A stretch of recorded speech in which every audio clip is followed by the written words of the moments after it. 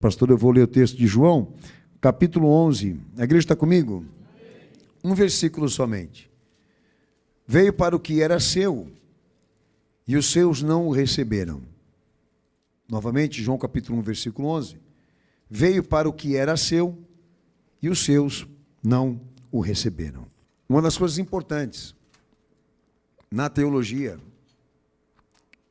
é que todo julgamento do homem sobre Deus ou sobre a sua obra se respalde em atributos de revelação e não opinião. A gente vem definindo para os irmãos aqui que fé não aplica opinião.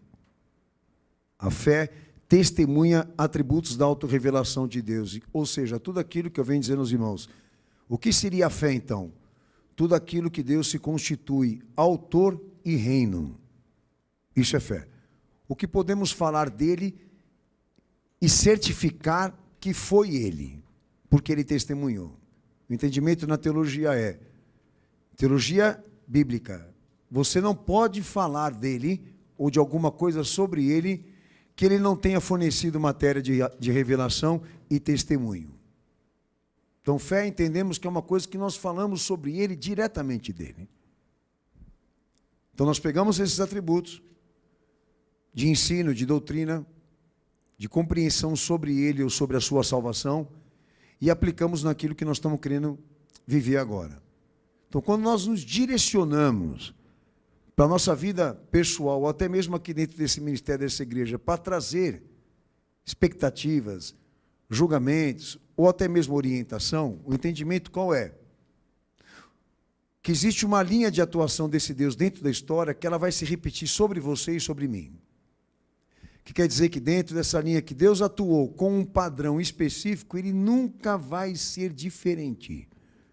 Com você, comigo, na nossa realidade, como ele vem sendo dentro da história. Não existe uma oscilação dele no que diz respeito à vontade e caráter. Então a gente traz esses padrões de autorrevelação dentro da história e chega na seguinte conclusão. Como Deus tratou Sodoma e Gomorra lá atrás, ele vai tratar essa daí. Porque aquilo é um padrão de juízo e de coisas que Deus não quer que exista. Não naquelas condições. O entendimento é, e Jesus reconheceu, é que com essa daí vai ser pior. Então esses rastros históricos de Deus, ou seja, essa linha atuante de Deus dentro da história, ela nos fornece essa noção do que Deus seria, ou até mesmo Jesus seria, dentro da minha e da tua realidade. Até mesmo aqui dentro dessa igreja. Existem lá 7 cartas apocalípticas que estão direcionadas para 7 igrejas, e ali é um padrão do que Jesus seria dentro da igreja. O seu comportamento, a sua manifestação, como ele iria atuar ou responder para a realidade da igreja ou para a realidade do homem. Então eu não posso gerar expectativas falsas aqui, de que Deus vai ser uma coisa diferente comigo do que ele vem sendo na história. Então você leva a sério essa fé, ou você vai ser mais prejudicado por causa da tua incoerência e da tua ignorância. Você espera a verdade agora ou você espera que isso venha depois? Você quer resolver agora ou você quer deixar para depois? O depois é condenação. Então qual o erro das pessoas? Elas colocarem a fé delas no lugar do atributo.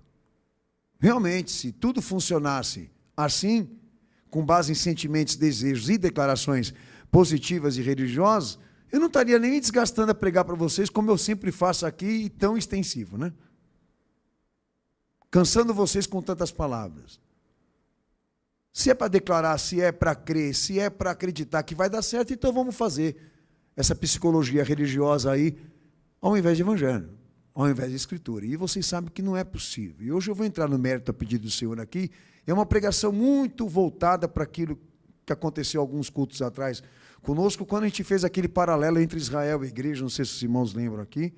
E o pastor, eu trouxe alguns detalhes importantes do que ele foi na primeira aliança, da maneira como ele atuou sobre esse povo, como também agora, como ele seria para nós nesse momento. E tendo em vista, um exemplo que o pastor posso dar para os irmãos, que a igreja atual ela mostra uma contradição profunda de rompimento com a Escritura, da maneira como ela julga o seu presente. E muito mais ainda quando ela traz previsões e expectativas do que vai acontecer lá na frente. Você vê que existe um desajuste, não só de orientação do que a igreja tem que ser agora, como também do que ela precisa esperar, aguardar lá na frente. Nada do que ela pensa, nada do que ela fala, nada do que ela ensina está alinhado a fundamentos e atributos de revelação. Ela fala com outras motivações e razões que não são bíblicas. E a gente enxerga esses erros por quê? Porque a gente trabalha aprofundamento na Escritura para entender esse Deus, para entender esse Senhor. A gente não quer ser intelectual. A questão aqui é essa. Nós queremos entender e compreender o que Ele quer de nós. E esse entendimento nos leva à expectativa de uma salvação possível, pela graça e pela misericórdia. Mas eu não acredito que alguém venha se salvar aqui só porque você está dentro da igreja, ou só porque você declara a tua fé sobre Jesus. E essa religiosidade, essa religião, não responde às expectativas da doutrina que ele pediu para a igreja obedecer. Nós temos que ser mais profundos, mais legítimos. Eu venho pedindo aos irmãos, olha, gasta aí um pouco de tempo e de dedicação para entender o que ele quer, o que ele revelou, o que ele testemunhou dentro da tua realidade. E tenha bom senso e honestidade com você mesmo, de não gerar expectativas falsas. Eu sou salvo, enquanto você não está numa condição assim. Não deixa ninguém te enganar. Eu vou começar por esse ponto com os irmãos. Como é muito detalhe que o pastor vou falar aqui, para construir, né, esse paralelo entre Israel e a igreja, como o pastor vou trabalhar aqui, dado ao texto que eu já li de João capítulo 1, então eu vou ler muito pouco texto. Mas eu vou pontuando para os irmãos aqui. A primeira preocupação é essa panorâmica bíblica que o pastor vem chamando a atenção dos irmãos, que está dentro desse livro sagrado. Todos os livros da tua Bíblia estão alinhados em ordem de tempo e espaço, ordem cronológica. E porque isso é necessário, exatamente para chegar a uma conclusão que existe um início, meio e fim desse processo, que não só é messiânico, ele também é redentivo. Então, a história dos homens, eu me refiro a ela, Deus atuou sobre ela, exercendo vontade soberana e assumindo um caráter na sua atuação e manifestação que tem um parecer messiânico e redentivo. Qual a relevância disso, pastor? A relevância do interesse dele de atuar sobre os homens só tinha a restauração do homem e do seu pecado. O início e o fim preserva por isso. Dentro dessa história, existem dois detalhes importantes nessa panorâmica. A ação de Deus e a atuação de Deus dentro da história dos homens, ela é linear. O que quer dizer, eu sempre falo isso, irmão, guarda. Linear por quê, pastor? Porque ele não volta para trás. O tempo não vai voltar. É uma seta, vai se dirigir à consumação de tudo. De tudo que ele preveu, de tudo que ele assumiu e se comprovou ser fiel. Não se iluda. Exemplo do que eu estou falando de ser linear, Jesus falou lá, passa o céu e a terra, mas a minha palavra não passará. É exatamente isso. Nós estamos sendo direcionados para uma consumação de tempo, de época e de mundo. Um veredito histórico foi dado. E isso está dentro da panorâmica. Um outro ponto importante que o pastor vem ensinando para os irmãos é a questão dessa ação e atuação de Deus dentro da história ser progressiva. Qual a relevância dela ser progressiva? Que existe uma divisão de etapas que precisam ser atingidas. Primeira aliança e segunda aliança se conversam. Porque se trata do quê? De uma única história, em dois tempos. Um exemplo do que o pastor está falando aqui. Então, até a encarnação e a manifestação do Filho de Deus, houve ali etapas que Deus precisava cumprir, ou tempos que ele precisava cumprir, para chegar àquele propósito que era a manifestação do Cristo na figura de Jesus e na figura histórica dele. Então, toda a Bíblia, ela está dividida por tempos, ela está dividida por propósitos e propósitos e objetivos que eles não param na história até atingir o ponto máximo e mais perfeito. Nós estamos dentro desse tempo aqui agora. O reloginho está batendo. Do tempo de Deus, da sua ordem, dos seus anunciamentos, dos seus objetivos e propósitos, como também progressos. Porque existem progressos no evangelho que Jesus pregou, que estão se cumprindo na nossa geração, mesmo com ele ausente. E a igreja está assistindo e testemunhando esses sinais. É disso que eu estou falando aqui, linha linear e progressiva. Se você não vê a soberania de Deus sobre a história, é porque você está cego. Se não vê a soberania de Deus e a autoridade dele sobre a história dos homens, é porque você é insensato.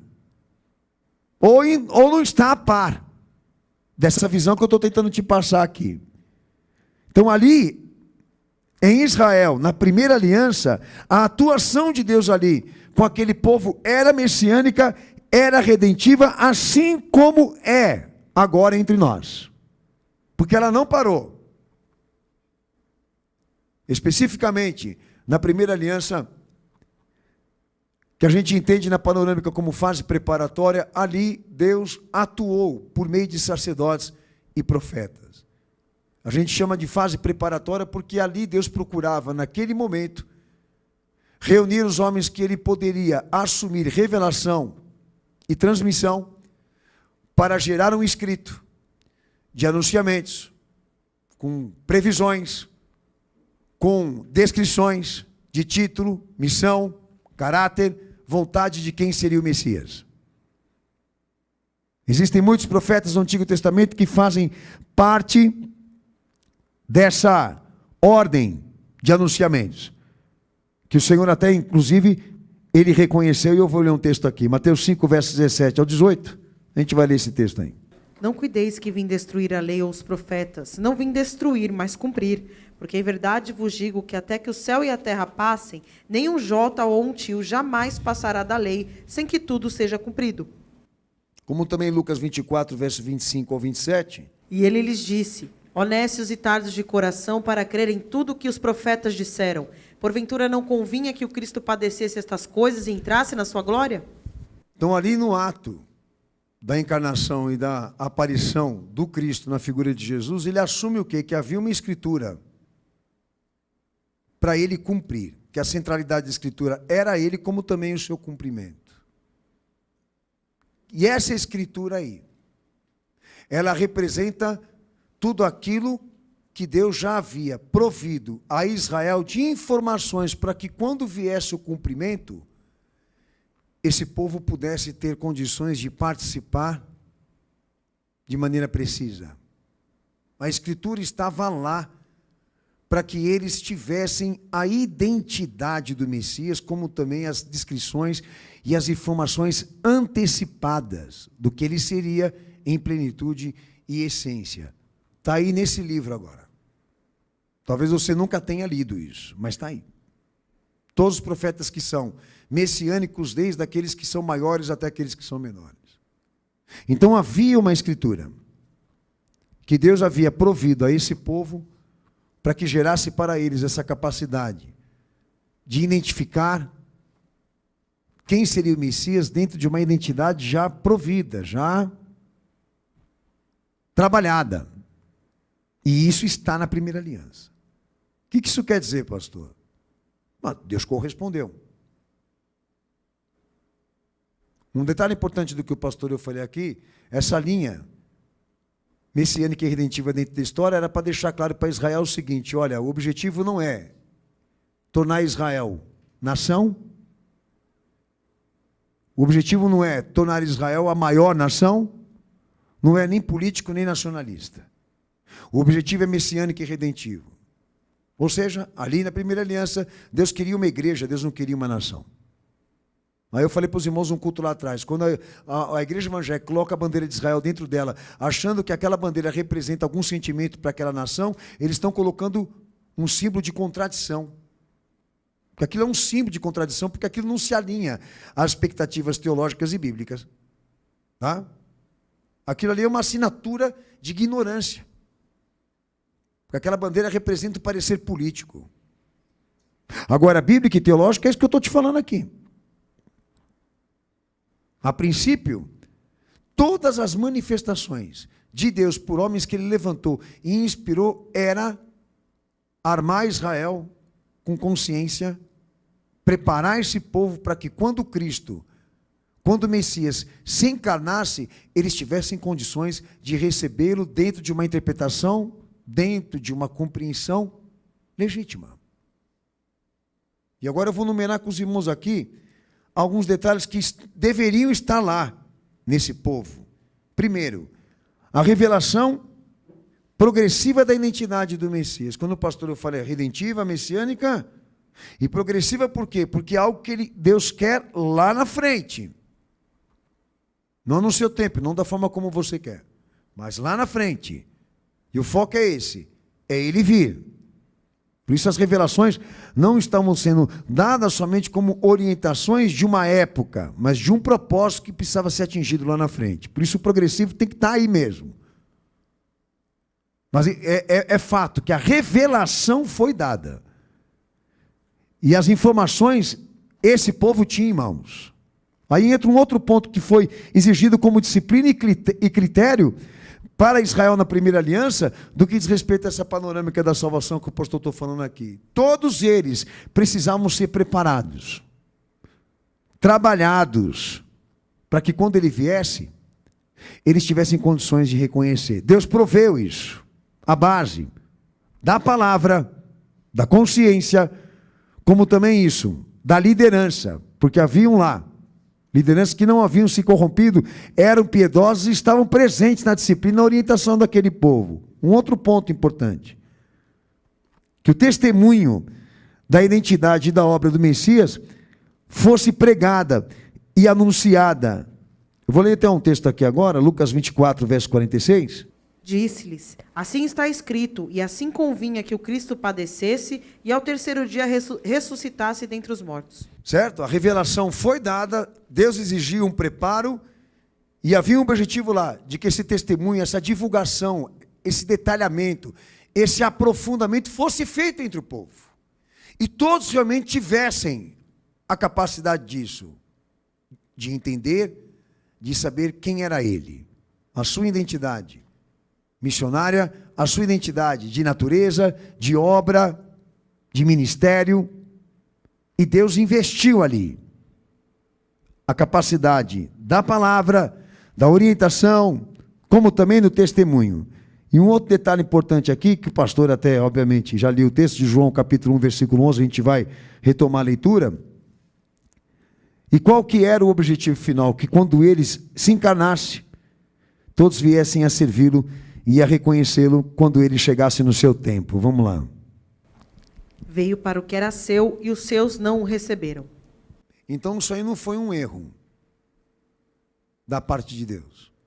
Deus não tem comprometimento com isso. Deus não tem comprometimento com aquilo que aconteceu lá. Porque a revelação foi dada, as orientações foram passadas.